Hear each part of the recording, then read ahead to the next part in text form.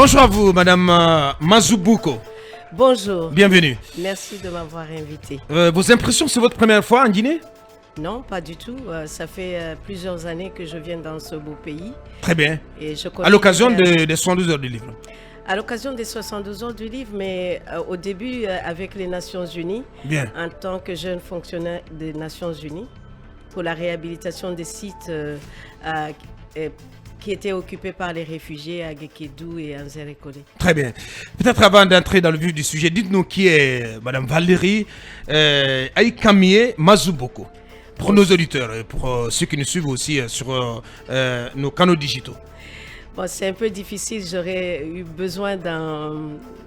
Oui, très rapidement. Très rapidement, je suis Valérie Massombouko, docteur Massombouko, en études féministes et de genre. Je viens du Burundi, je suis burundo-rwandaise. Très bien. Je vis en Belgique, je suis auteur, activiste des droits humains, mais aussi spécialiste en question de genre et développement. Très bien. Oui, Talibé. Alors, vous êtes en train de, en tout cas, rédiger un livre sur les jeunes de l'Axe. Les jeunes de l'Axe ont intéressé beaucoup d'auteurs. Vous n'êtes pas la première. Mais qu'est-ce qui suscite votre intérêt pour ces jeunes de l'Axe? D'abord, parce que moi-même, j'ai été un jeune dans des conditions comme les jeunes de l'Axe. Je viens du Burundi, un pays qui est très connu par ses guerres civiles. Et au départ, ce n'est pas les jeunes de l'Axe qui m'ont fait atterrir en Guinée. Mais quand je suis venue, j'ai un œil d'observateur et j'écoute beaucoup. Et à une occasion où il y avait des jeunes qui faisaient une manifestation, j'ai entendu des narratifs. C'est des bandits. J'ai demandé qui étaient ces jeunes. On m'a dit que c'était des bandits, des loupards, etc. Ouais. Donc ça a résonné quelque chose que j'avais déjà entendu. Et je me suis dit, petit à petit, je me suis intéressée à cette jeunesse-là. Et au final, j'ai voulu écrire parce que j'ai trouvé que les narratifs que j'avais entendus ne correspondaient pas à la jeunesse que j'avais rencontrée. Et vous savez, pour la mémoire, il faut déposer quelque chose de clean. Donc moi, je voudrais parler à ces jeunes-là parce que je suis convaincue, de par mes maîtres en littérature, Paulo Freire qui dit que les victimes ont une épistémologie et ils comprennent mieux leurs problèmes. Donc je suis allée vers ces jeunes-là pour les écouter, pour parler... Les jeunes de l'Axe. Les jeunes de l'Axe, ouais. Articuler leurs problèmes et les consigner dans un livre pour la mémoire collective. Très bien. Oui. Allez-y. À ces zones de l'Axe n'ont pas été pour vous difficiles. Comment vous avez fait pour les rencontrer et comment tout cela s'est passé et quelle perception avez-vous eu d'eux en les rencontrant? Quelle perception s'est dégagée à l'issue donc de vos travaux, de l'écriture de cet ouvrage? C'est un ouvrage qui n'est pas encore fini, il va sortir Inch'Allah bientôt. Très bien. Mais vous savez, quand vous ne connaissez pas les gens, c'est facile de faire des stéréotypes. Donc, il y a tout un tas de stéréotypes. J'avais un tas de stéréotypes, soit sur les réseaux sociaux, soit sur les gens que je côtoyais. Mais en tant que chercheur, je ne me fie pas à ça. Donc, je suis allée à leur rencontre et j'ai découvert une jeunesse plutôt résiliente. Et je suis allée aussi lire les gens qui ont écrit sur cette jeunesse. Ouais. Et j'ai trouvé effectivement que je n'étais pas la seule à en croire en cette jeunesse. Et je cite notamment Joschka Phillips, qui a écrit sur la jeunesse de l'Axe, bien qu'il parle des bandes de jeunes, etc. Et je ne partage pas ce narratif-là, mais bon, chacun a son angle de perception. Ouais. Et lui, c'était un angle sociologique. Le mien, c'est un angle plutôt d'un activiste de droits humains. Bien. Oui, cabinet. Oui, parlant justement de bande de jeunes, l'émeute en Guinée-Conakry de Joschka Phillips, il développe une approche qui parle plutôt de l'économie politique des manifestations. Il dit que ces jeunes sont en réalité ceux qui participent aux manifs. À la fois, il y a qu'on peut les percevoir comme étant des jeunes manipulés, alors que en réalité, ils peuvent être en réalité une espèce de ceux-là qui manipulent plutôt les politiques. Est-ce que vous êtes d'accord avec ce narratif de Yoshka. Philippe. Ouais. Ben, c'est vrai que c'est un ouvrage d'abord que je salue, d'abord qui a été parmi les premiers scientifiques vraiment écrits sur la jeunesse de Guinée.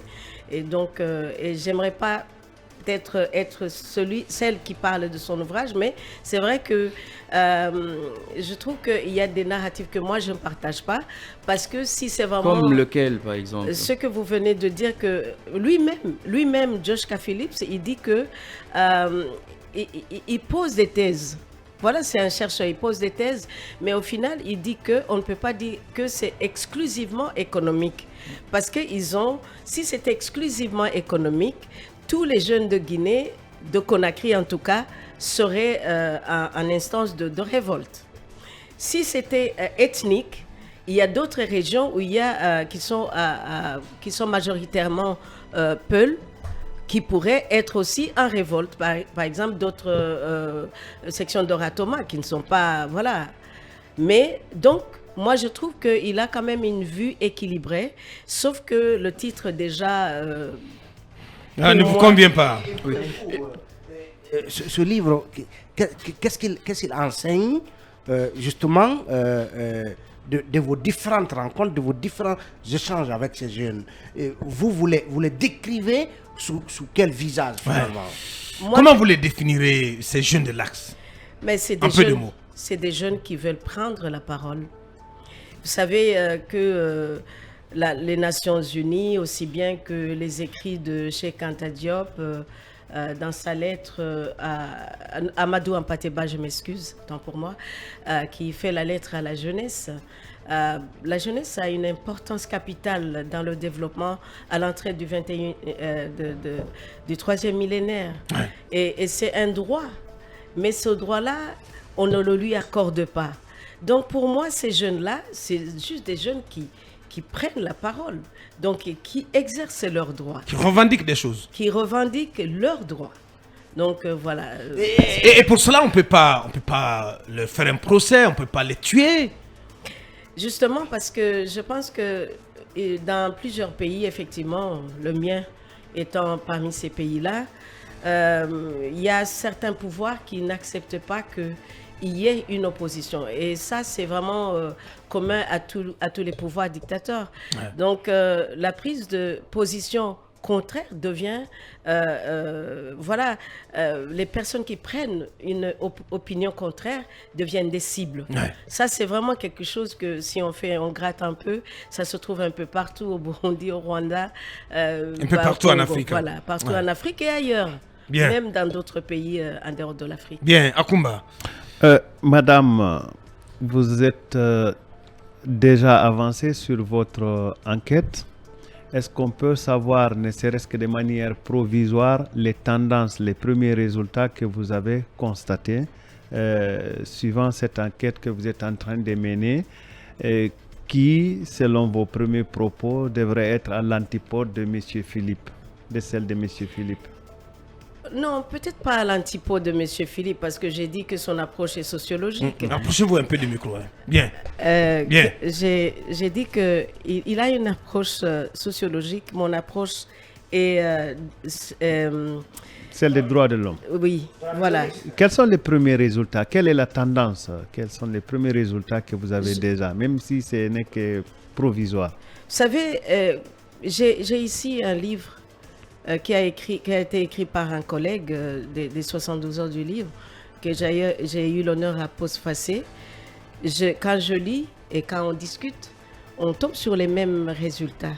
C'est une jeunesse qui prend la parole, mais qui surtout est très résiliente. Alors, ça n'exclut pas que quelques groupuscules peuvent être manipulés, ça c'est normal. Donc vous excluez la thèse d'une jeunesse manipulée? Non, il peut y avoir des groupuscules manipulés, mais de façon générale, je pense que les jeunes de l'Axe nous ont démontré qu'ils ne sont pas vraiment totalement manipulables. Et cette violence qu'on constate pendant leur mouvement, comment vous comprenez cette violence? Vous savez, la dynamique des manifestations, on sait comment ça commence, on ne sait pas comment ça finit. D'ailleurs, on a vu que dans certains pays, on peut avoir des manifestations et certaines personnes qui ne sont pas pour peuvent même organiser des actions. C'est le phénomène des contre-manifestants un peu en Guinée, c'est comme ça on les appelle. Pas tous les jours, mais ça peut arriver, tout comme le fait que la liberté d'expression n'est pas tolérée ou acceptée dans un pays peut justement causer de telles violences parce que les forces de protection ne sont plus là pour protéger et encadrer, mais comme on a vu, ils sont là pour réprimer. Voilà. Bien. Oui, Mamadou Dian. Allez, vous continuez. Non, en fait, continuez. je voulais insister sur vraiment les résultats provisoires parce que j'aimerais bien en consommer. Mais il y a un constat, c'est que la violence est devenue un dénominateur commun de toutes les autorités guinéennes. En tout cas, de tous les régimes qui se sont succédés en Guinée. C'est un peu comme si c'était des totalitaristes qui venaient au pouvoir. Est-ce que vous vous intéressez à ce pan de la question qui anime un peu aussi la jeunesse de Ratoma? Je pense que ils sont imbriqués en fait. L'un provoque l'autre. C'est-à-dire que s'il y a en face d'un pouvoir oppresseur, là, il y a toujours une réaction. Donc, mais quand on étudie la dynamique de ces manifestations et de la violence, en fait, il y a plusieurs facteurs. Et je ne vais pas les citer ici. Il faudra attendre la venue du livre. Que le livre soit prêt. Je peux déjà vous dire que les narratifs qui étaient installés, c'est des narratifs qu'on trouve partout.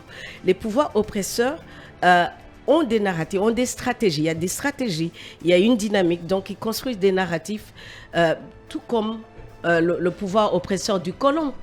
Il a établi un nombre de narratifs pour prouver et justifier la colonisation. Bien. Donc, tous les dictateurs aussi, tous les pouvoirs dictateurs, ils ont une dynamique et des narratifs pour justifier l'attaque et la répression des opposants. Bien. Notre invitée qui est à notre compagnie, Madame Valérie Masumbuko, qui est donc écrivaine et qui prépare un ouvrage sur les jeunes de l'Axe.